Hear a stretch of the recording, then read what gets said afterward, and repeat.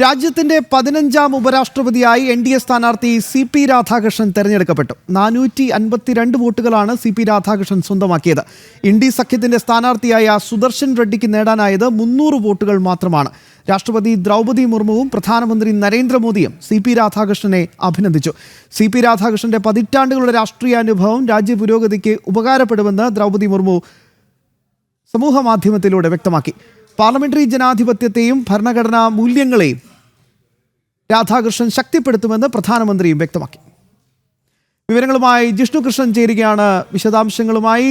ജിഷ്ണു, അക്ഷരാർത്ഥത്തിൽ രാഹുലിന്റെ വോട്ട് ചോരി സ്വന്തം പാളയത്തിൽ തന്നെ നടന്നിരിക്കുകയാണ്. എന്തായാലും ചരിത്രം എഴുതിയിരിക്കുകയാണ് NDA ഈ ഉപരാഷ്ട്രപതി തെരഞ്ഞെടുപ്പിൽ. എന്തൊക്കെയാണ് വിശദാംശങ്ങൾ?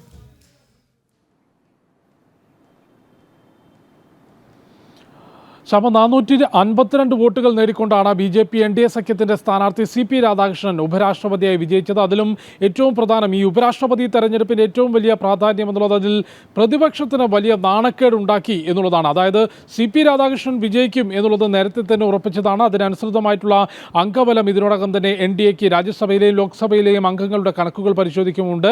അതിനപ്പുറത്തേക്ക് സ്വന്തം മുന്നണിക്കുള്ളിലെ ഇന്ത്യ മുന്നണിക്കുള്ളിലെ മുഴുവൻ വോട്ടുകൾ പോലും പ്രതിപക്ഷത്തിന്റെ സ്ഥാനാർത്ഥി സുദർശൻ റെഡ്ഡിക്ക് നേടാനായില്ല, അല്ലെങ്കിൽ പ്രതിപക്ഷത്തിന് ഒരുമിച്ച് നിൽക്കാൻ സാധിച്ചില്ല. പ്രതിപക്ഷ പാളയത്തിൽ നിന്നും CP രാധാകൃഷ്ണന് NDA സ്ഥാനാർത്ഥിക്ക് വോട്ടുകൾ പോയി എന്നുള്ളതാണ്. അത് പ്രതിപക്ഷത്തെ സംബന്ധിച്ച്, പ്രത്യേകിച്ച് അതിന് ആ പ്രതിപക്ഷ മുന്നണിക്ക് നേതൃത്വം നൽകുന്ന കോൺഗ്രസിനെ സംബന്ധിച്ച് വലിയ തിരിച്ചടിയാണ് ഉപരാഷ്ട്രപതി തെരഞ്ഞെടുപ്പ് ഉണ്ടാക്കിയത് എന്ന കാര്യത്തിൽ യാതൊരു സംശയമില്ല.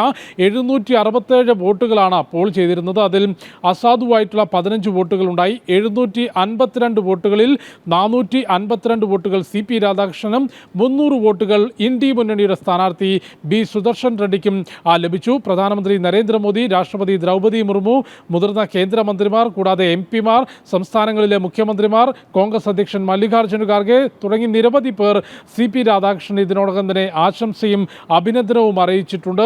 നിലവിൽ മഹാരാഷ്ട്ര ഗവർണറാണ് CP രാധാകൃഷ്ണൻ. അതിനു മുൻപ് ജാർഖണ്ഡ് ഗവർണറായിരുന്നു.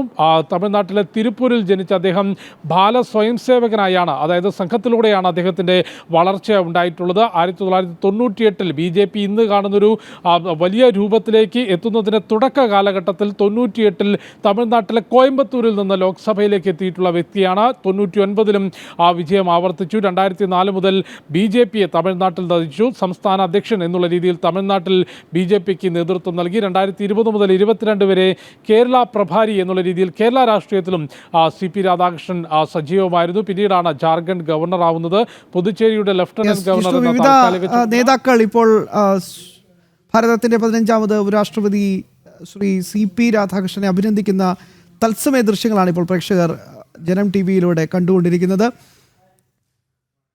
മുൻ കേന്ദ്രമന്ത്രി MP-യുമായ മീനാക്ഷി ലേഖി ഉൾപ്പെടെയുള്ളവരാണ് അദ്ദേഹത്തിന്റെ വസതിയിൽ നേരിട്ടെത്തി ഇപ്പോൾ അഭിനന്ദനം അറിയിക്കുന്നത്. ജിഷ്ണു ആണ് വിശദാംശങ്ങൾ നൽകിയത്.